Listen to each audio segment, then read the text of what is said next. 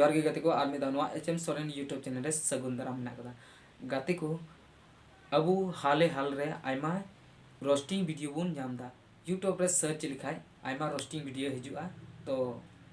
जैसे कि एसटी गई लुड़ू गई मार्डी बखुल और हों मेना पा एमान तेया उनको चैनल रे बड़ी बड़ी कथा मेना कदा लेकिन चे खातिर को रोस्टिंग को हीरोइन उना दो कारण दो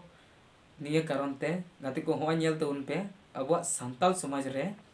नेल तबन पे वीडियो तो नोआ वीडियो रमा हर हर बुन तोल कते आसेने को बुन तो नो खातिर तिगे तो अब सांताल समाज दो बड़ी चुकना आदो नोंका लखा बो अब हर हर तला रे तो तीन गान खराब हुई कना तो आ नोतरे नेल तबन पे निये नखरे तो उना वीडियो दो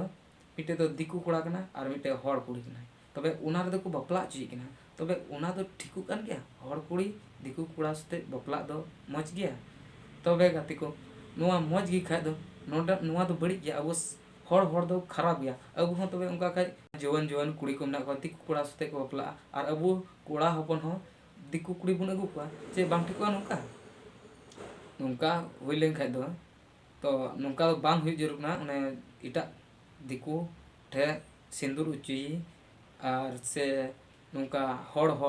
आसेन बड़ायम आतु तलाते तो नोंका दो बाम भगिया और होय मिटे वीडियो वायरल होना जहां दो फुटबॉल ये उनका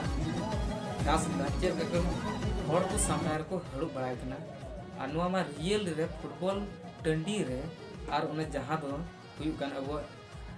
यूट्यूब रे बुन नेल नामदा जहां कभी कभार हिजु कना वीडियो तला रे थोड़ा सेक्सी नो क्लिप हिजु कना तबे नो नोका वीडियो खातिर तिगी तो रोस्टार को बढ़ा कना गाते को और नोका बड़ी बड़ी कथा हो यूट्यूब रे रिलीज कना तो उना जहांटा बुन अब